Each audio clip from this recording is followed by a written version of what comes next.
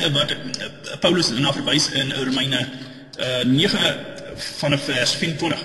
Nou, om dit in beter konteks te sien, kan ons maar net luister na wat Paulus sê as hy die profeet aanhaal. Want soos ons weet, die apostels, soos hulle die boodskap gee, so kruisverwys hulle na die profeseë wat te doen het met wat hulle probeer sê. En om dit in konteks te sien, haal Paulus die profeet Hosea aan, Hosea 1. Hy haal die profeet aan waar hy in Hosea 1 die volgende sê: Ek sal die wat nie my volk is nie, my volk noem, en haar wat nie beminde is nie, my beminde. En in die plek waaraan hulle gesê is, julle is nie my volk nie, daar sal julle genoem word kinders van die lewende God. Nou dit haal hy aan, hy haal 'n profesie aan om te verduidelik wat hy probeer sê in Romeine 9 vers 24, waar hy sê, ons is nie alleen geroep uit Juda nie, maar ons is ook geroep by die heidene. Nou as hy nou sê Juda, maar hy versuim om te noem Israel, die noordelike 10 stamme, dan is daar mos iets fout. Nee, daar is nie iets fout nie. Die heidene waarna hy na verwys is die verstrooide verheidense 10 stamme van Israel. En hy gebruik die profeet Hosea 1 om dit vir ons in konteks te gee. Nou om dit te verstaan sal ons moet gaan na die profeet Hosea 1 toe om die hele teks te lees in verband met die profeet Hosea, waar hy 'n einde maak aan die koningskap van Israel, waar hy homself nog ontferm oor Juda, en waar hy sê in vers 9, Hosea 1 vers 9 onder andere, noem hom Lo-ami, want julle is nie my volk nie, en ek sal nie julle sin wees nie. En as ons dit vergelyk met julle is nie my volk nie, in Romeine 9 vers 26, is 'n direkte aanhaling van Hosea 1, julle is nie my volk nie, sal daar genoem word, julle is kinders van die lewende God, julle is kinders van die lewende God.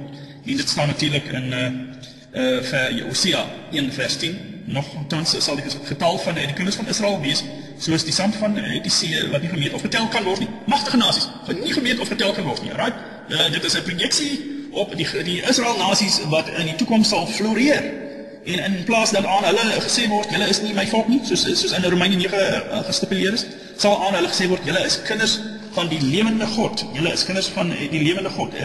Romeine 9 vers 26. Daar sal hulle genoem word, kinders van die lewende God. Ons gaan terug na Hosea, die profeet toe, wat hy afsluit in Hosea 1, deur te sê, dan sal die kinders van Juda, let wel, die kinders van Juda, wat Paulus nou net uit Romeine 9 vers 24 vir ons gesê, nie alleenlik uit Juda nie, maar ook uit die einde. So hier is twee entiteite hierso. Om dit te verstaan, moet ons die Hosea 1 lees, ons moet nou mooi oplet hierso. Hosea 1 vers 11. Dan sal die kinders van Juda en die kinders van Israel almal saam vergader en vir hulle een hoof aanstel en uit die land optrek, want groot is die dag van Israel. Halleluja. Dit is sekerlik 'n wonderlike profesie vir die toekomstige tye wat op ons wag. So ons kan verstaan dat waar die apostels en vernaam Paulus gestuur is na die heidene, weet ons dan, as jy die skrifte bestudeer en sy verwysing na die profete as bevestiging vir die taak wat hy op hande gelê is om te doen, die verkondiging van die evangelie aan die heidene, nie alleen aan die Jode in Judea nie, maar ook aan die heidene. En hy haal dan, soos ons gesien het, Romeine 9 vers 26, Hosea aan, en hy haal selfs in vers 27 Jesaja aan, Jesaja 10 vers 29, waar hy sê oor Israel uitroep, Jesaja roep uit, al is die getal van die kinders van Israel soos die sand van die see, net die oorblyfsel sal gered word. En my liewe vriende, 'n letterlike oorblyfsel, nie 'n vermengsel nie, nie 'n geestelike Israel nie, net die oorblyfsel sal gered word. Want hy volbring 'n saak wat verkort word aan geregtigheid. Nou ons sien nie so die geregtigheid van God. God opereer uit geregtigheid. God is van gister af en vandag en die toekoms altyd dieselfde.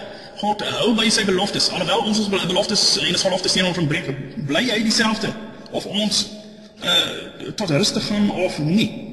En soos Jesaja tevore gesê het in vers 29, Romeine 9 vers 29, en soos Jesaja, weer eens, haal Paulus 'n profeet aan, om sy tekste te bewys. Hy praat nie uit homself uit nie, die Heilige Gees laat hom verwys na die tekste van die profete. Daarom is dit nodig dat ons die tekste van die Nuwe Testament in oorleg met die uitsprake van die profete eerbiedig. As ons dit nie doen nie, praat ons uit onsself uit, maak ons eie evangelie op, en dit is 'n vervloeking.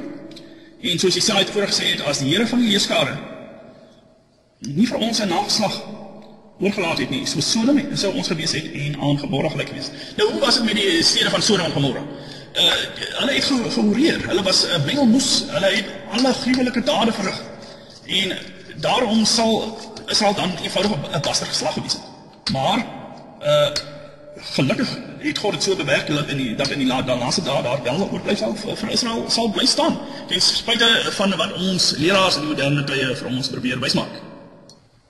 Wat betref die konteks van heiden wat Paulus in die Romeine en elders bespreek, en wat ons verstaan dat in Paulus 9 vers 24 nie alleen in die Joden maar ook aan die heidene ons keiserwyse die profeet Hosea 1 om konteks op die heidene te plaas, weet ons daar dat dit is vir die heidense Israeliete waarvan gepraat word.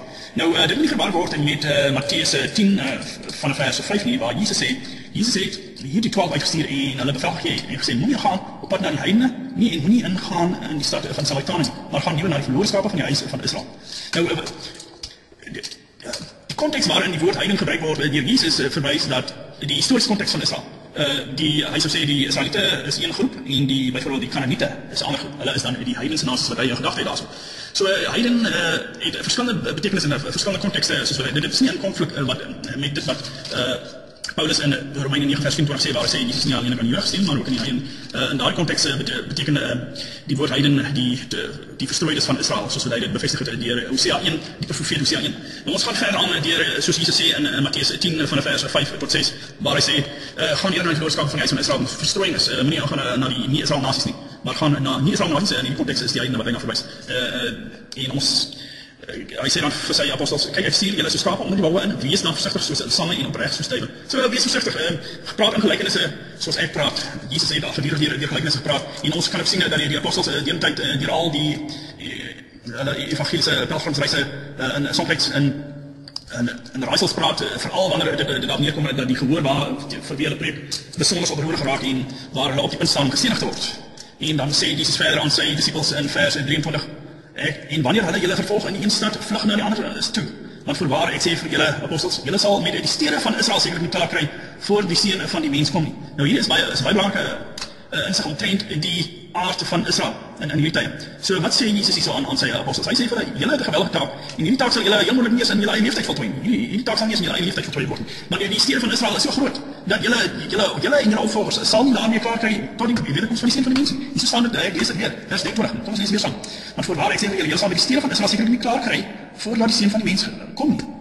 Die seun van die mens se wederkoms. En dit is 'n besondere opdrag wat gegee word aan die disippels. 'n leerling is nie bo die meester nie en die diensknegt ook nie bo sy heer. Dit is vir die leerling goed genoeg dat hy soos sy meester word en die diensknegt soos sy heer. So wat Jesus hier probeer sê is, dis julle genoeg om die evangelie van my te ontvang en om dit aan die mense oor te dra, maar julle het nie die reg om julle eie evangelie op te maak nie. Julle moet die evangelie verkondig soos wat ek dit aan julle oorgegee. Soos byvoorbeeld om te sê, moenie gaan na die Samaritane aan die Israel nasies nie, gaan na die verlore skape van die huis van Israel. En julle sal sekerlik in die stede van Israel, dit wil sê die Israel nasies, wat julle in die toekoms sal raak ook, Israel nasies, die stede van Israel. Soos die berge van Israel, soos die bome van Israel, is 'n beeldspraak. Die stede van Israel sal julle nie klaar kry voor die koms van die seun van die mense in die wederkoms nie. Moenie dink dat ek gekom het om vrede op die aarde te bring. Dis in vers Matteus 10 vers 34. Moenie dink dat ek gekom het om vrede op die aarde te bring soos baie evangeliste aan julle probeer verkondig nie. Ek het nie gekom om vrede te bring nie, maar die swart. Want ek het gekom om tweedrag te verwerk tussen man en sy vader en tussen dogter en haar moeder en 'n skoondogter en haar skoonmoeder. En 'n mens sy huisgenoot sal sy vyand wees. Nou ja, hoe tragies is dit nie? Wie vader of moeder bo my liefhet is my nie waardig nie en wie seun of dogter bo my liefhet is my nie waardig nie. Nou ons weet dat na die ballingskap in 350 voor Christus waar die suidelike twee stamme van Juda wegvoer is na Babel, dat hulle toestemming gekry het om die mure en die tempel van Jerusalem te probeer herbou. En ons lees dat die eerste hervormer wat gestuur was, die eerste geselskap wat gestuur was na Israel, was Israel. Kores, die Persiese koning, gee die Jode verlof om na hulle land terug te gaan. Nou nie almal van hulle het gegaan nie. Ons weet dat nie almal van hulle het so toe gegaan nie. Maar afdeling van hulle het so toe gegaan en hulle het baie teespoed opgetel en hulle het gesien dat die enkelinge wat agtergebly het in Judea na die ballingskap van na Babylon was redelik in verval gewees in terme van die wette en die instellinge wat soos die Moses gegee en die wet van God. En ons lees in Esra 4 die volgende. Die Samaritane verhinder die bou van die tempel. En ons lees in vers van vers 1 en 2 die teestanders van Juda en Benjamin hoor dat die ballinge en tempelbou vir Here van Israel het hulle aangekondig na Zerubbabel en na die familiehoofde en aangesê laat ons saam met julle bou. Die Samaritane bou saam met die ballinge van Juda die tempel bou. Maar Zerubbabel en Yeshua en die ander familiehoofde van Israel het aan hulle gesê dit sal nie gaan dat julle saam met ons 'n huis vir ons God bou nie, maar ons alleen sal